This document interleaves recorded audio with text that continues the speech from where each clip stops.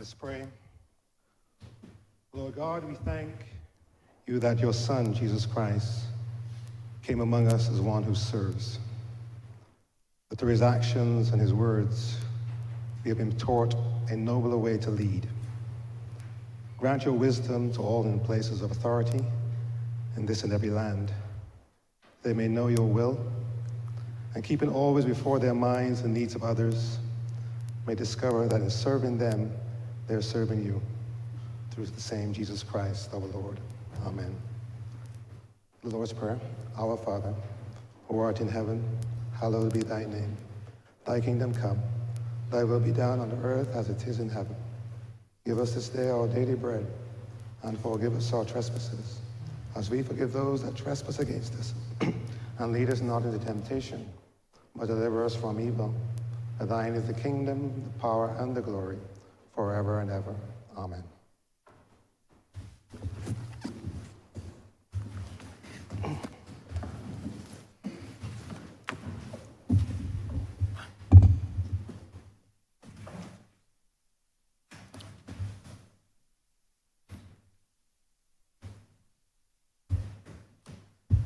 This House is in session.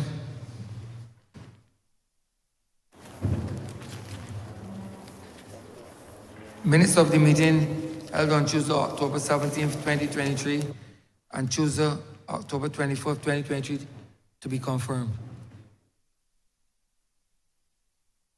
10 minutes. All right, Member for St. Joseph. Mr. Speaker, I beg to move that the minutes of the meetings held on October 17th and October 24th be confirmed. The question is that the aforementioned minutes be confirmed. All of our members in favor, please say aye. Those against, please say no. We think the ayes have it. The aforementioned minutes are hereby confirmed. Announcements by Your Honor the Speaker. Messages from Her Excellency the President. Petitions, papers, government notices. Mr. Speaker, I beg to move a resolution. Give notice. Beg to give notice of a resolution to approve, in accordance with Section 5 of the Crown Lands Vesting and Disposal Act, the vesting in the National Housing Corporation of a parcel of land situated at Dodds in the parish of St. Philip in this island, more particularly described in the resolution for residential, commercial, and recreational purposes. Private members' notices, notices of questions, reports from select committees, first readings of bills, statements by ministers. Statements by ministers. Prime Minister.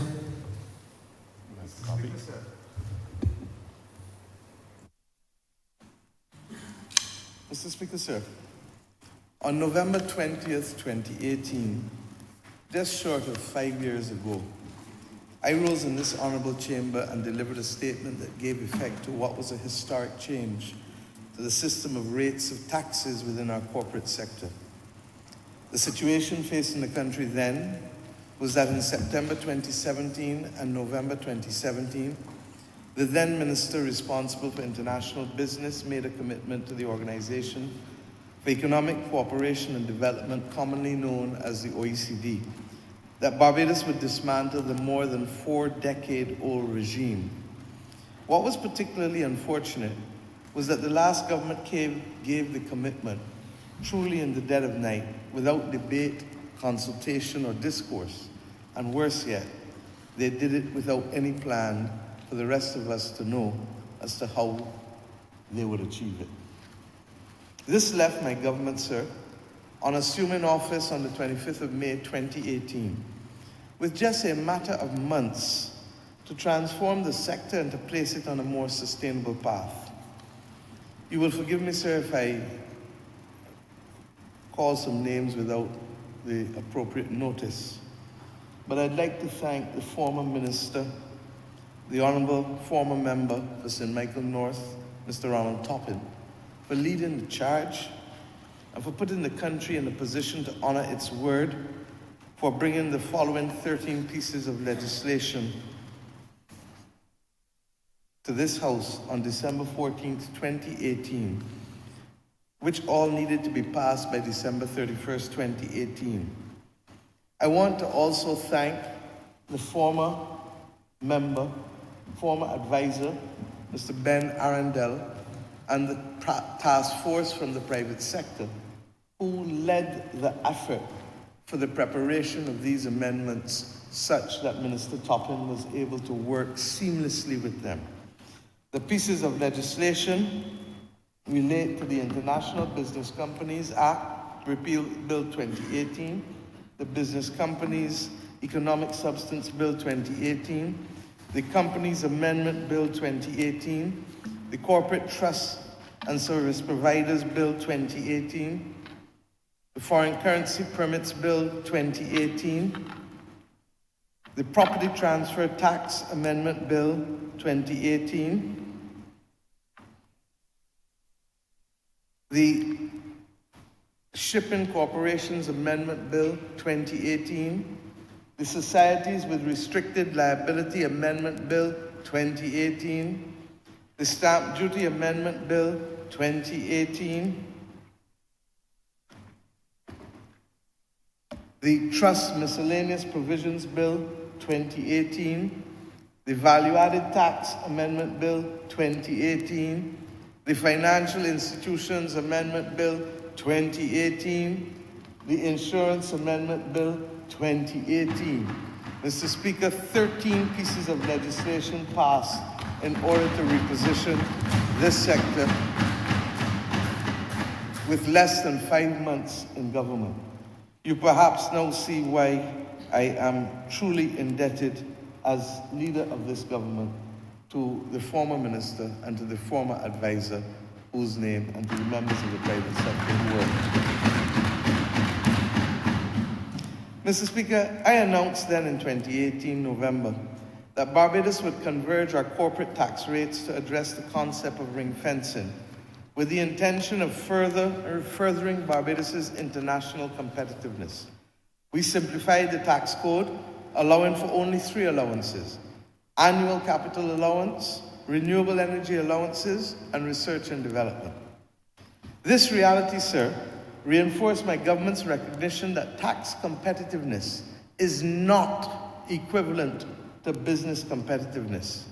Tax incentives alone do not convey a competitive advantage to jurisdictions in attracting business. We know that. There are other factors affecting competitiveness that have to be emphasized and policy reforms accelerated. And these include, sir, 1, removing the regulatory and administrative impediments to decisions; 2, strengthening the institutional framework for streamlining the conduct of business in Barbados; and 3, improving the quality of life and facilitating the participation of persons working in Barbados of economic substance. The truth is, sir, the government started work in earnest, as I said, and it was led at the time by the member for St. Michael South Central in terms of her work to address the issues confronting the country in order to improve our competitiveness at the beginning of 2019. We thank the Honourable Member for St. Michael South Central for starting that work for us. The onset of COVID-19 genuinely robbed us of the opportunity to complete all of the necessary reforms, as we had to focus then on survival, focus on the essentials. Indeed, for the better part of 3 years, that became the lot of those of us in this country. This is not, sir, an excuse, but simply the country's reality. Given the acute exposure to the climate crisis, strengthening resilience on all fronts is vital to this country's long-term approach, as it is becoming increasingly difficult for small island developing states to remain an attractive investment option. Sir, countries like Barbados are in a race against time. We face the prospect of the risk associated with investment becoming unattractive. Therefore, we must achieve a predetermined level of economic and financial resilience if we are to attract capital to this region. Indeed, sir, we need to run the race of ensuring that we do not become uninvestable as a region as a result of the onset of the climate crisis. Where we are today, sir, however, must be asked and answered with respect to our corporate tax structure. What has happened in the international environment that is of relevance to us today? On the 1st of July 2021, the OECD and the G20 Inclusive Framework on what is known as the Base Erosion and Profit Sharing, otherwise known as BEPS, the OECD and G20 Inclusive Framework issued a statement on its plan to reform the international taxation rules to address base erosion and profit shifting risk arising primarily from digitalization of the economy globally. In October 2021, the Inclusive Framework agreed to a two-pillar solution to address the tax challenges arising from the digitization of the economy, commonly known as BEPS 2.0. Let me explain very quickly, sir. Pillar 1 seeks to reallocate some profits and in turn taxes from where the economic activities are conducted to where the markets, that is the customers, are. This is the case even if profits are currently allocated in line with transfer pricing rules. Pillar 1 applies to multinational enterprises with a global turnover above 20 billion euro and profitability above 10%. In other words, profit before tax over revenue. Pillar 1 introduces a minimum effective tax rate of 15% for MNE groups, multinational enterprise groups, with revenue in excess of 750 million euro or 800 million US dollars per their consolidated financial statements via the global anti-base erosion model rules. Hereinafter, I will refer to them as the GLOBE rules. Pillar 2 also includes a subject to tax rule. The subject to tax rule allows a jurisdiction to impose taxes on royalties, interest, and other service payments, including all intra-group service payments, if the treaty partner taxes at a rate below 9%. So, Mr. Speaker, if Barbados had a treaty partner and we kept a rate below 9%, our treaty partner, call it Canada, could then seek to impose a tax on all royalties, all interest payments, and all other service payments in the intra-group transactions. It therefore would leave us exposed, and those companies who are domiciled here, exposed to that additional taxation. Mr. Speaker, the momentum in international taxation has rapidly shifted with the advent of BEPS 2.0. The framework has significantly reformed the law, with Pillar 2 implementing for the first time a global minimum tax. Mr. Speaker, Barbados, like many other countries, indeed 139 countries across the world and 95% of the global economy, Mr. Speaker, we committed to the two-pillar plan on the 12th of August 2021 and formally joined the two-pillar plan on the 8th of October 2021. As such, sir, the implementation of this policy framework is necessary to reform the domestic legislative framework accordingly. The GLOBE rules, sir, which are the main pillar rules, Pillar 2 rules, consist as follows. 1, an income inclusion rule which imposes a top-up tax on a parent entity in respect of the income of subsidiaries and permanent establishments that is taxed at less than a 15% minimum effective tax rate. Thank you.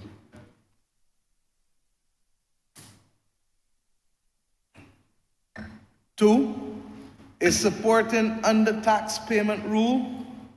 And I should say that the income inclusion rule to which I just referred is referred to as the IIR. A lot of acronyms about the place, sir. But if the public gets confused, have no fear, I would sometimes too, so don't feel no way.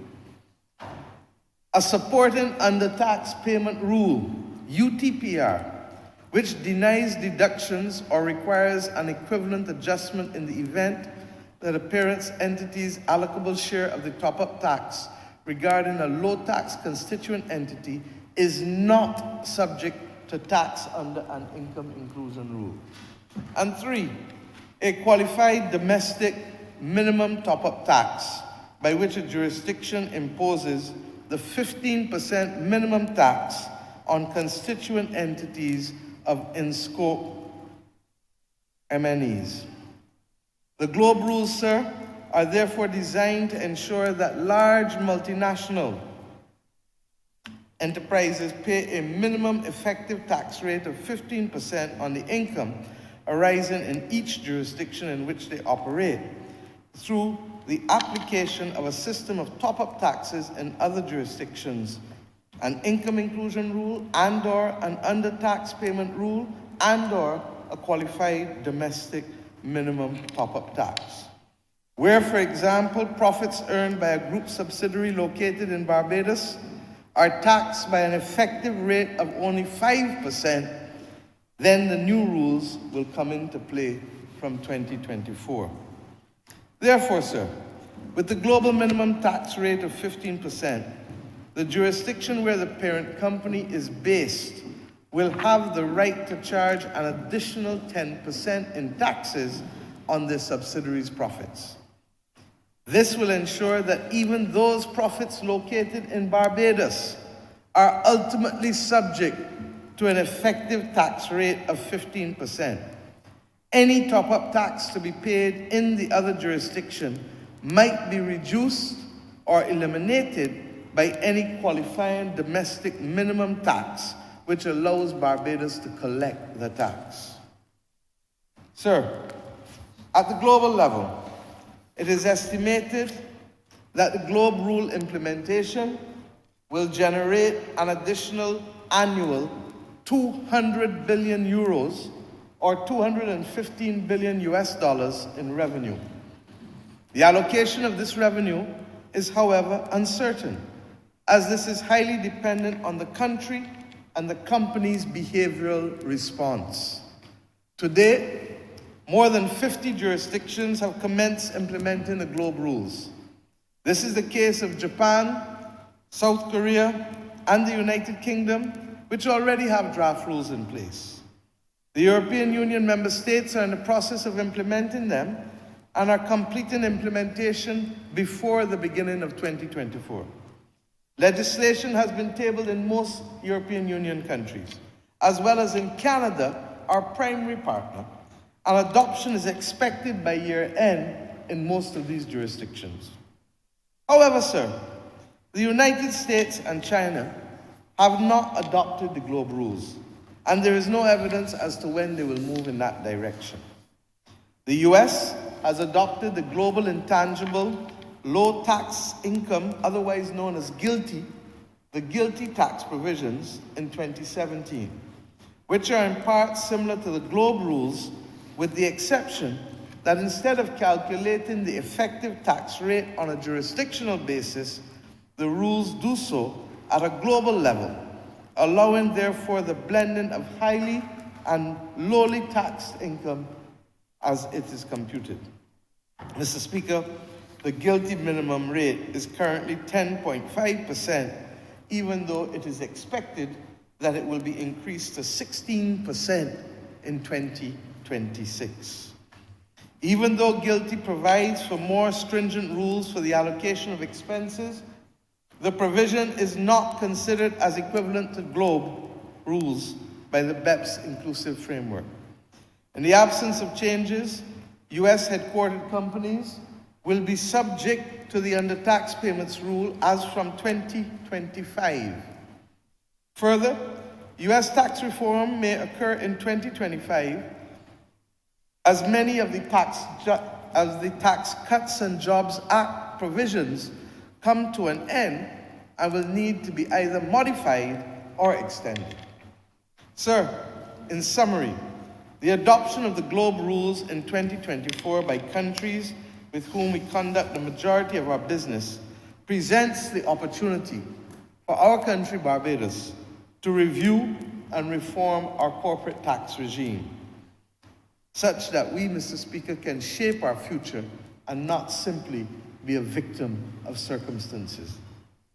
Mr. Speaker, it is of note that if there is one constant feature of the international business sector, it is change.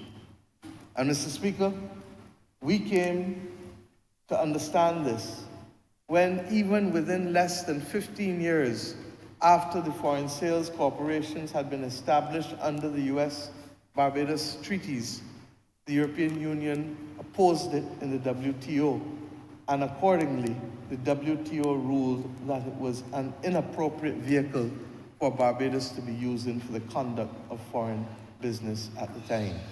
Mr. Speaker, it is fair to say that change has been the constant feature of this sector. And if we had to find an analogy, it would be that of riding a wave or surfing a wave, because with each wave, your movement has to be adept enough to keep riding it. If not, you will fall down, and hopefully you will survive, but there is no such guarantee in turbulent waters. With that, Mr. Speaker, I now propose the following measures. From income year 2024, with effect from the 1st of January 2024, the Income Tax Act, Chapter 73 of the Laws of Barbados be amended to include the following provisions. 1. There shall be a new corporation tax rate of 9%, subject to the following regimes. 1. A company whose gross income is currently below $2 million and which is now registered as a small business under the Small Business Development Act, Chapter 318C, shall be subject to a corporation tax rate of 5.5%. 2.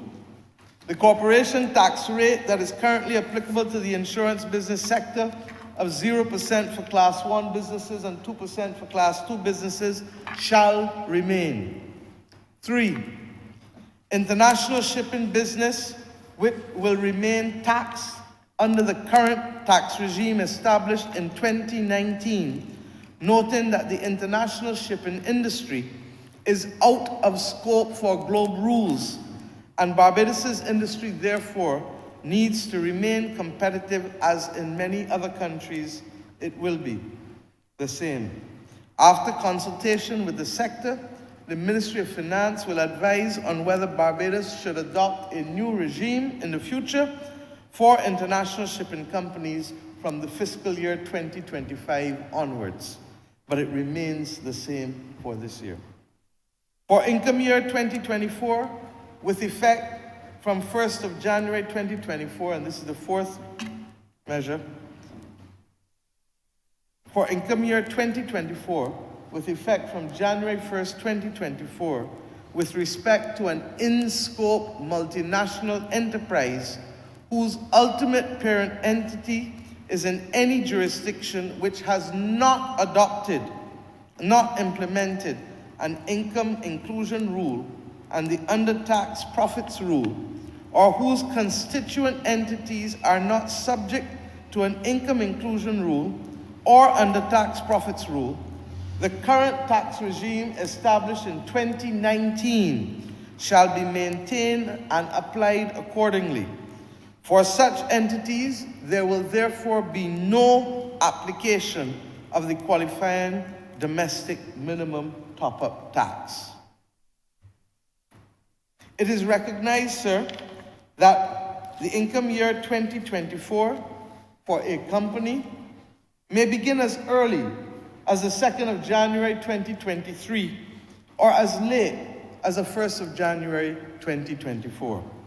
Therefore, for the avoidance of any doubt, the new corporation tax rates will only be applicable for the portion of profits in income year 2024 that is earned from the 1st of January 2024. In addition, Mr. Speaker, as of income year 2024, and with effect from the 1st of January 2024, a qualified domestic minimum top-up tax shall be introduced consistent with the Globe rules for in-scope companies. This qualified domestic minimum top-up tax shall apply to subsidiaries or permanent establishments of in-scope multinational enterprises, constituent entities, with an ultimate parent entity in a jurisdiction that has introduced an income inclusion rule or an under-tax profit rule. This means, sir, that a top-up tax will be imposed on such constituent entities to ensure that they are subject to an effective tax rate of 15% as per the Globe rules, or in accordance with the Globe rules. Mr. Speaker, these reforms to the corporation tax regime are fully in line with the Globe rules. They are fully compliant with the Globe rules.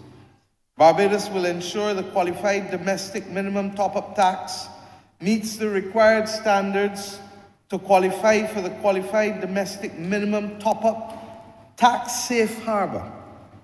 More detailed information on the safe harbor rules and provisions for IFRS 17 accounting standards and deferred tax treatment are outlined in the accompanying policy note that I will lay in this Honourable Chamber as an appendix to this ministerial statement, sir.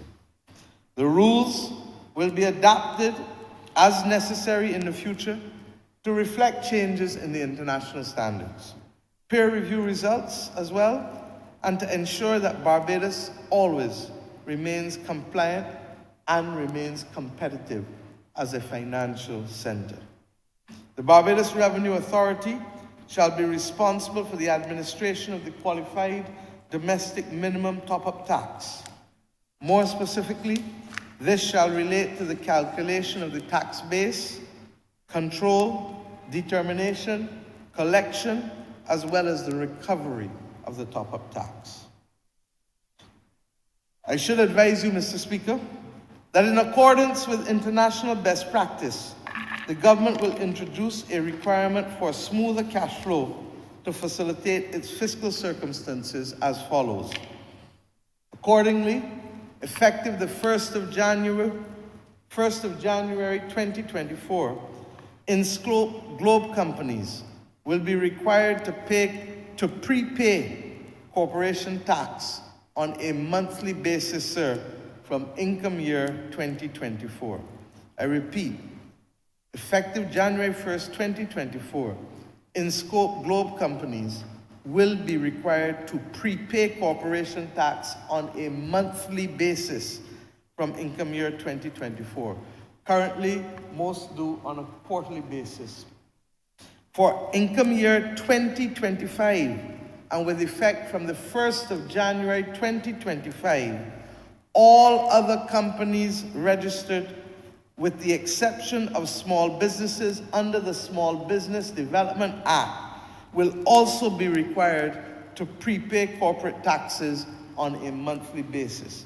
Mr. Speaker, this brings this jurisdiction in line with international best practice.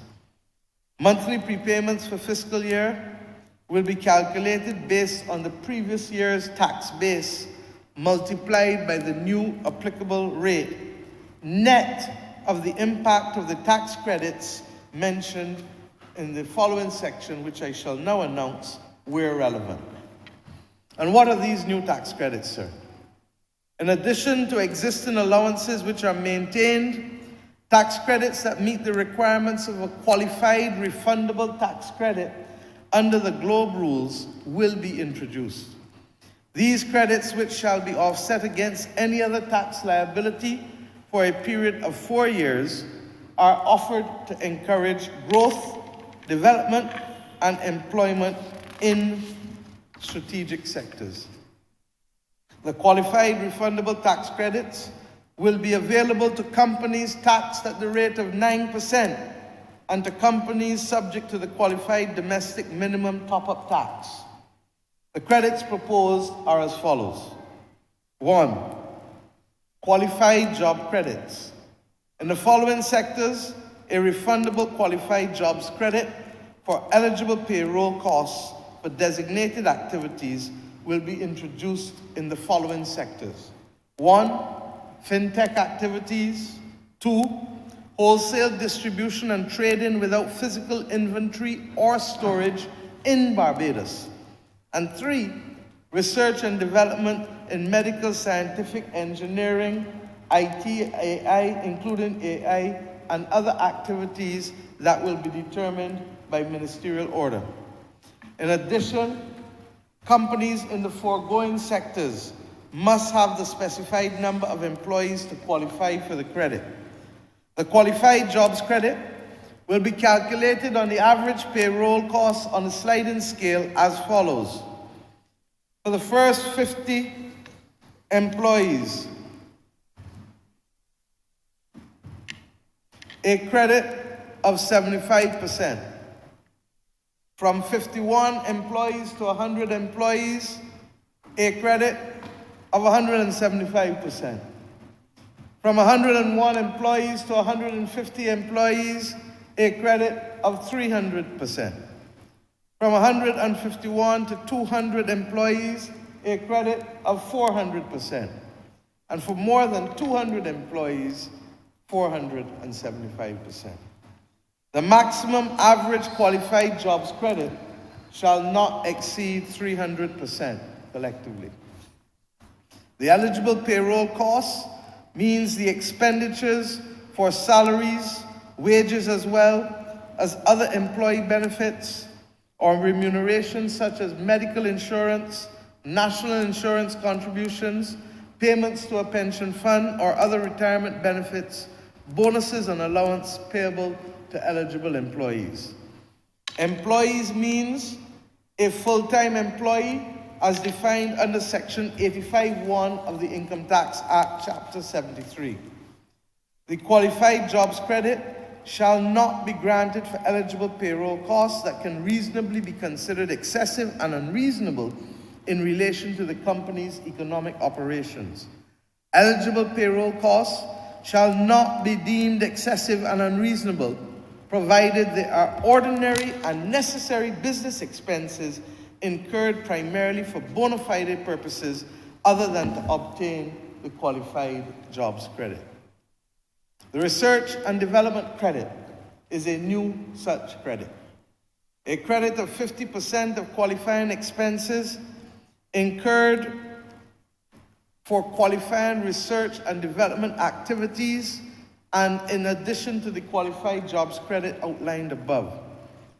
This credit may be made available to any company in Barbados which carries out basic research, applied research, or experimental research to innovate and to introduce new products and services approved by the Minister of Finance by order in the following sectors: medicine, science and technology, finance, information technology, including artificial intelligence, distillery and refinery, which I should have mentioned before under the qualifying jobs credit too, and any other industry added by ministerial order. It is anticipated, Mr. Speaker, that the country will seek particularly to attract also areas of research in the ocean and marine environment given the climate crisis that we face. Mr. Speaker, qualifying expenses include expenses for plant, equipment, and materials and assets used in qualified research and development activities, outsourcing expenses, local overhead expenses that support these activities. We, sir, Mr. Speaker, are early adopters of these rules, and we expect that there will be additional credits that we will announce. We are looking and examining and working very closely now on the introduction of a national development credit, which will focus on investment in projects in the country 4 low-income housing, historic buildings, public medical facilities including hospitals and polyclinics, hospices, and public educational facilities up to the tertiary level. We also expect, Mr. Speaker, that as we go forward, we will also respond to the events of our times. As you know, Barbados has been a strong advocate for globally unlocking investment to address the challenges of the climate crisis. Many of you have heard of the Bridgetown Initiative. We want, therefore, to continue to refine the areas of activities in the blue and green economy that will help the world in building resilience, but help Barbados in particular. To that end, we will also be working on developing a tax credit that will address environmental, social, and governance issues, otherwise known as ESG issues. More details of these credits will be addressed early next year as we announce in next year the budget speech in March of 2024. As a result, we will expect there to be a working group on these areas, and there will also be the working group, as I pointed out earlier, on the area of international shipping, so that we can refine completely those other areas that we will want this country to be competitive in. Mr. Speaker, approximately 72% of our corporation taxes are paid by companies for whom the majority of their profits, if not all, are made outside of this country. And therefore, Bajans cannot ignore the reality of this development. To put it another way, Bajans carry only 28% of the corporation taxes that are paid in this country. Last year, we collected just on or about $470 million in corporation taxes, and the majority of it was paid by global entities who have their domicile in this country, but for whom the majority of profits are not necessarily generated in Barbados. It has allowed us as a country to be able to do things that have eased the burden on the average Barbadian. It is to that end that we want to continue in this vein. The truth is that as a government, we said from the beginning in 2018, share the burden, share the bounty. And we have tried as a government to distribute the burden of taxation, not just on those who live here 365 days, but those who visit here and those who domicile here in order for the conduct of their business. This has allowed us, therefore, to anchor other tax policies at the current levels, supporting our continued investment in building strong social capital. The most recent example of it was the increase in the tax-free component of land taxes to $300,000 this year, which will mean that the average Barbadian who owns a house, or anybody who owns a house for that matter in Barbados, will not pay land taxes on the first $300,000. We made that promise and we've kept it.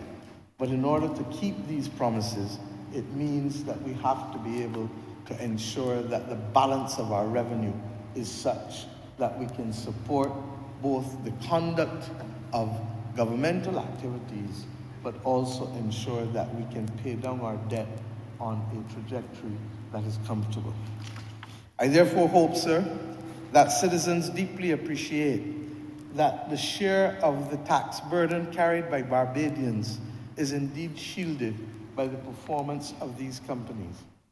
It therefore means, Mr. Speaker, that we have work to do. And as I say to my cabinet, if we don't fish, we don't eat. If we don't reap, we don't eat. And therefore, Barbadians must appreciate at all levels within the public and private sector that we must work each and every day to be fully competitive.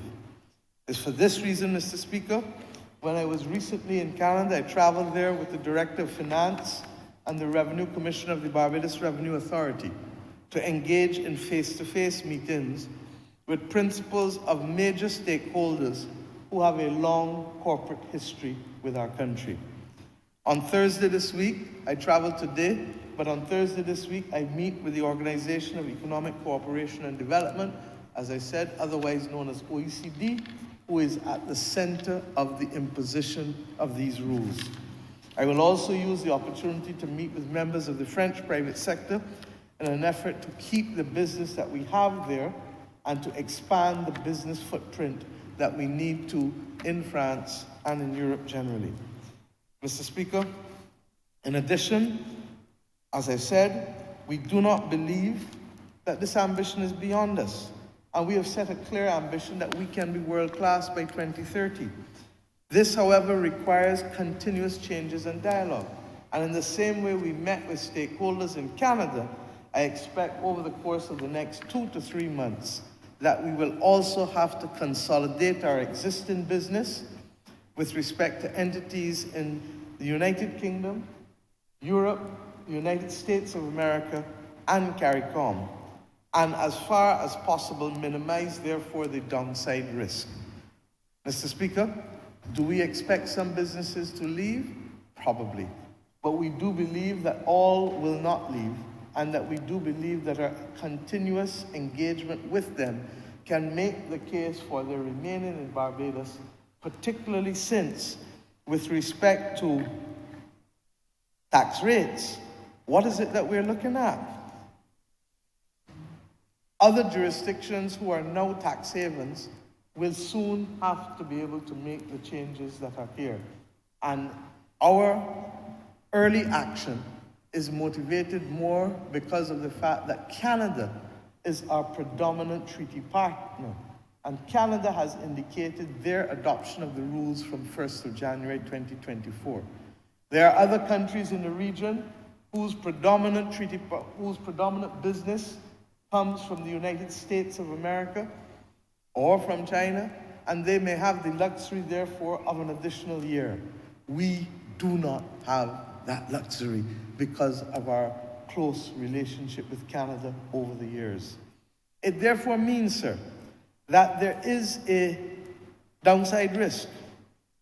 But at the same time, I can say comfortably that the ones with whom we have interacted thus far when I was in Canada have all committed to want to work with us through this transition period, and therefore to continue to pay taxes here. If companies don't go to those jurisdictions that may well end up having to change in a year, then they will ask themselves, do we stay in Barbados at 9%, or do we go to our own countries, most of whom in the North Atlantic have significantly higher tax rates? In the United Kingdom, they have now gone to 25%. In the United States of America, it is 21%. In France, it is 25%. In Canada, it is 25%. And Mr. Speaker, as I said, most of those other countries that have themselves sometimes been labeled as tax havens have varying tax rates to beyond the zero. And I won't go into all of them, but there is an appendix that we will also make available as to this statement. On a parallel track, sir, the government, in recognizing that we need to be aggressive in acquiring new business, will establish a standing task force on product development. Work has been done in the past, but we believe it needs to be a standing task force rather than a periodic and ad hoc one. And we will also have a separate standing task force on treaty negotiations to further market our investment and commercial opportunities in Barbados. If I may say, sir, the pace of work on treaty negotiations halted in large measure because of the failure of us and other countries to come to the point of doing what we are doing today. These changes will now make treaty negotiations imperative again, because the rules, the globe rules, literally undermine our capacity to remain in strong treaty relationships if we do not make the adjustments to become compliant with the globe rules. So that work will resume immediately. Alongside of this, sir, There must be a dedicated team focused on legislative drafting, and I've asked the Attorney General to work with others to ensure that there are at least 2 dedicated draftsmen engaged, recognizing that the one constant feature of this sector is, in fact, change. Mr. Speaker, if we can do these things, and if we can enhance our response time as a nation to make changes and to do the expanded treaties network, then I believe, sir, that we can bring substantially more business to our country.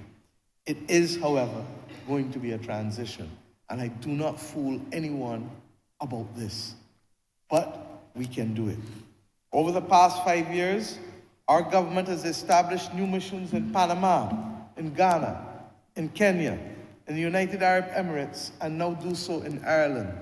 Each of these missions have been chosen specifically for the advent of a day such as this. We knew that we would have to expand beyond the traditional North Atlantic and CARICOM relationships, our expanded commercial relationships, our commercial diplomacy, so that we could garner new business. I'm satisfied, sir, that once we continue to cement these relations and accelerate initiatives to unlock opportunities for Barbadians in these regions, to bring new investment to our shores, we can make it through this challenging time. This important work also complements the decision that the Cabinet took just last week to establish an independent entity called Business Barbados.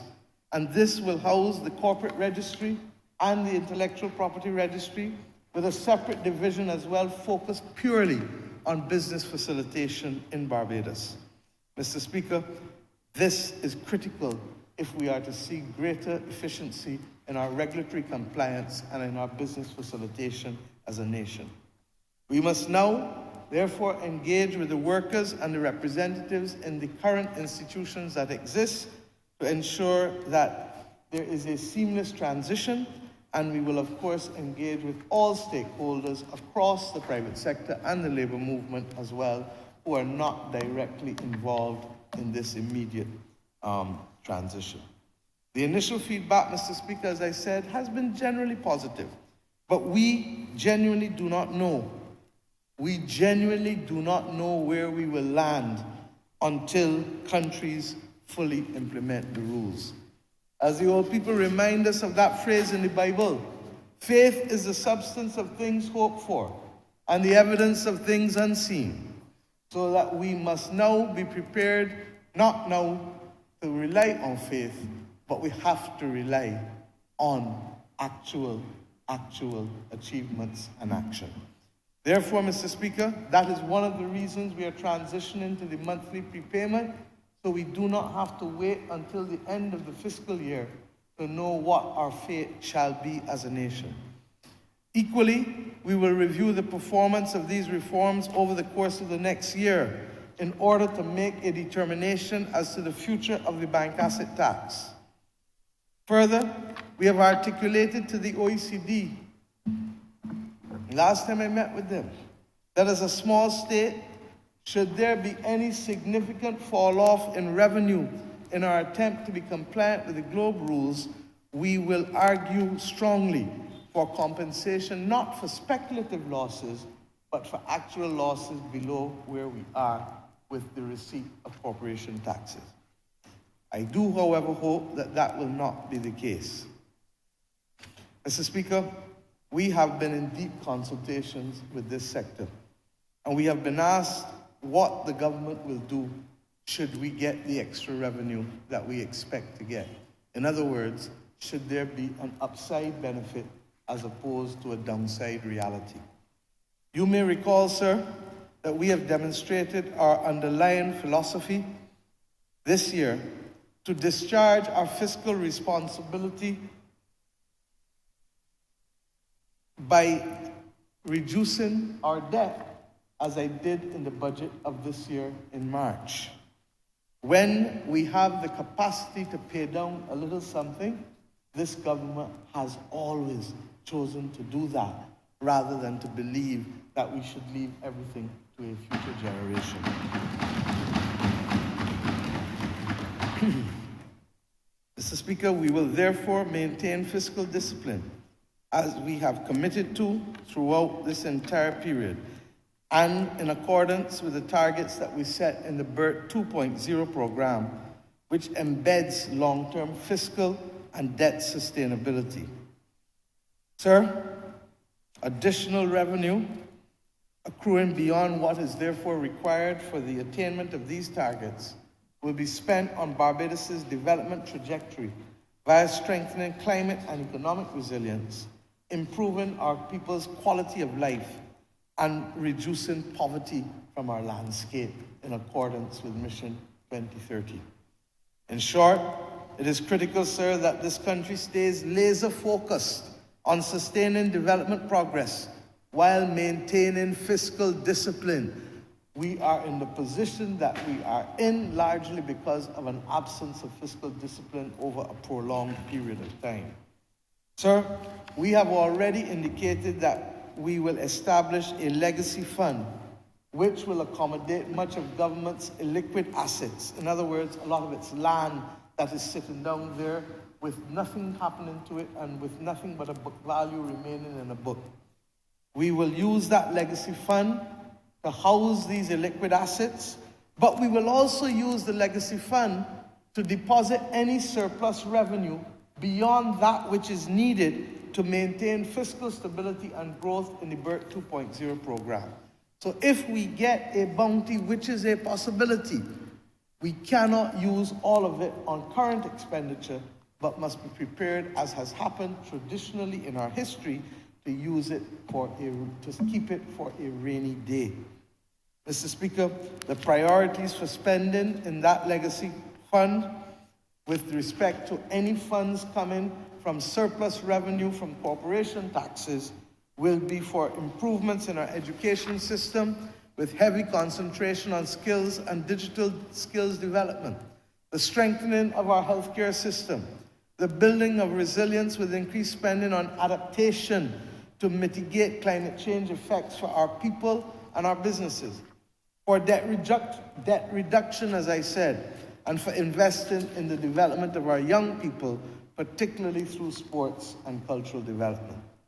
However, sir, while we anticipate, as I said, these positive risks, do not believe that there is not a downside risk, and I therefore say we must walk by sight and not by faith alone. The government remains therefore in dialogue with the companies and service providers to ensure that over the next 2-3 months, we can persuade as many of them to stay here and to mitigate the risk. In addition, Invest Barbados, as I said, is accelerating its investment promotion activities to match our commercial diplomacy footprint in the Ministry of Foreign Affairs. And I therefore expect that in addition to consolidating the existing markets, Invest Barbados will engage investment promotion partners to work in Central and Latin America and to work in Africa and the Middle East and the Gulf states.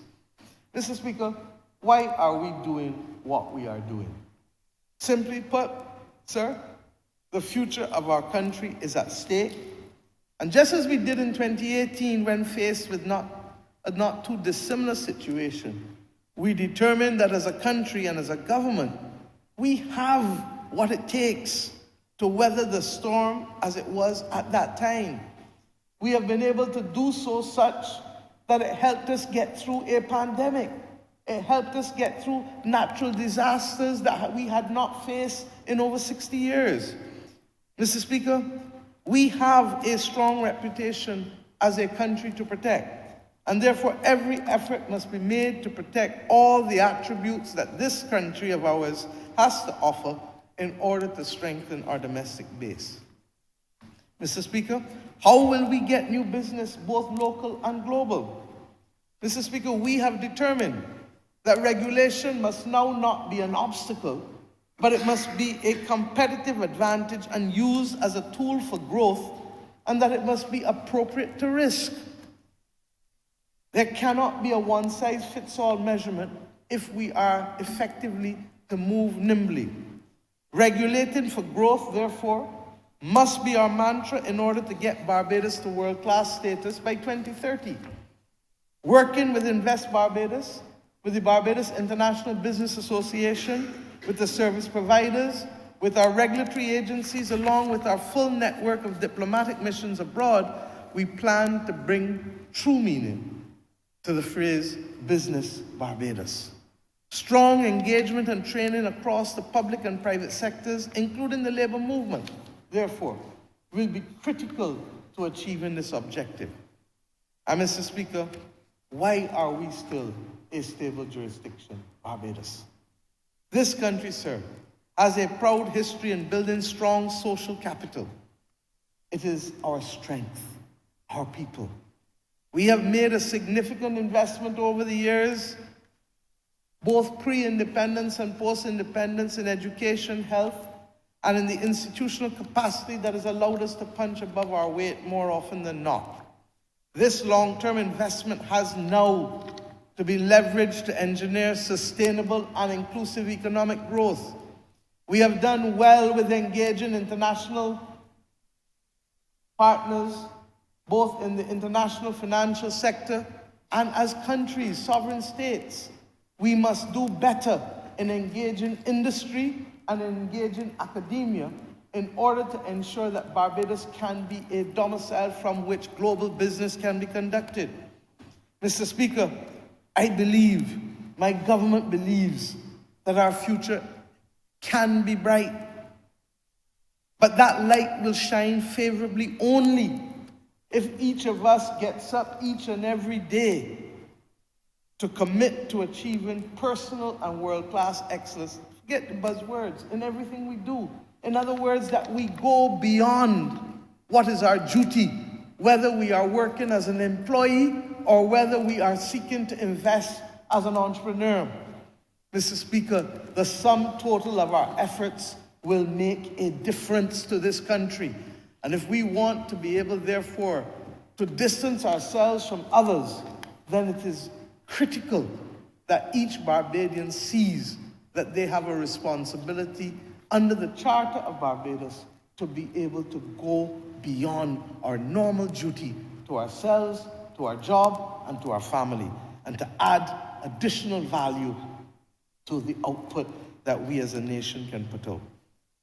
It, Mr. Speaker, is clear that the transition to this new corporate tax system will require the restructuring of existing regimes and will require the acceptance of doing new business in different ways in addition to maintaining old business. This restructuring, we believe, will be achieved through the operation of law and the policy directives which we have here, but can only come to full fruition when people meet policy and people meet laws, to use them as competitive tools and not as obstacles to the conduct of business.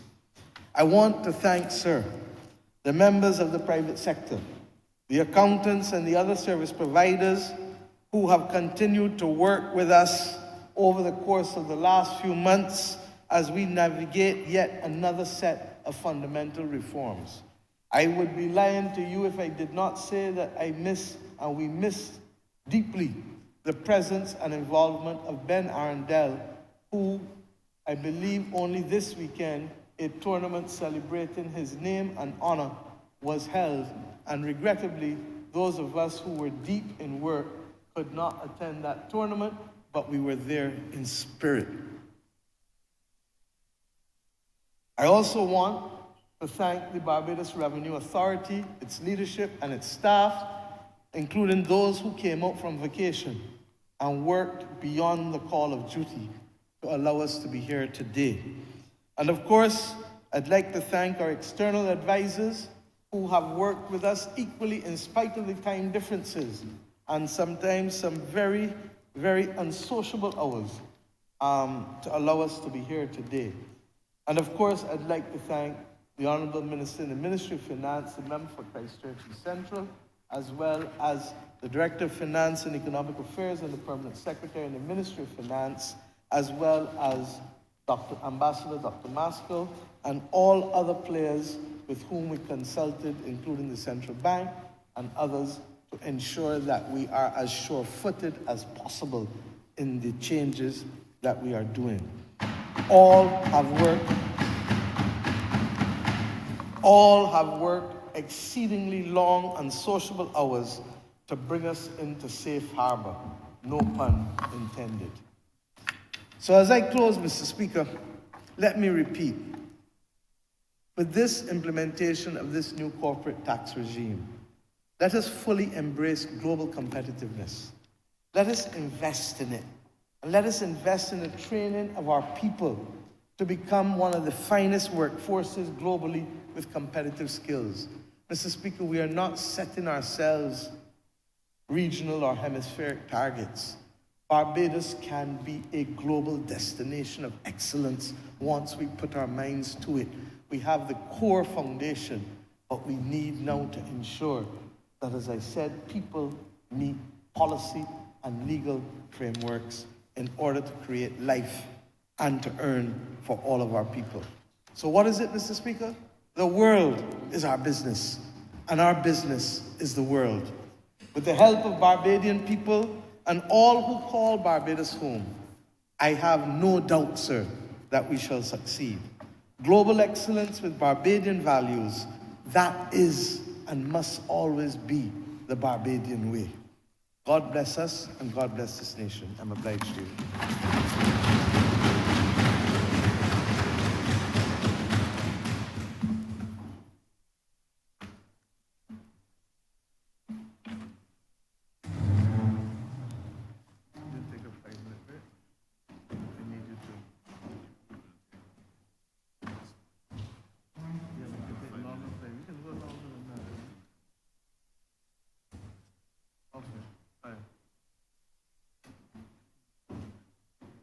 Adjourned by 12:30. Ryan, what do you do to me? Can you give me a speech start there and not Congratulatory and/or obituary speeches, personal explanations, motions for leave of absence, oral replies to questions, notices of motions for the adjournment of the House on matters of urgent public importance, orders of the day. Honourable Attorney General. Mr. Speaker, I beg to move the suspension of standing orders 6, 16, 18, 20, 42, 5, 43, and 44 for the remainder of the day's sitting. The question is that the aforementioned standing orders be suspended for the remainder of the day's sitting. All those honourable members in favour, please say aye. Those against, please say no.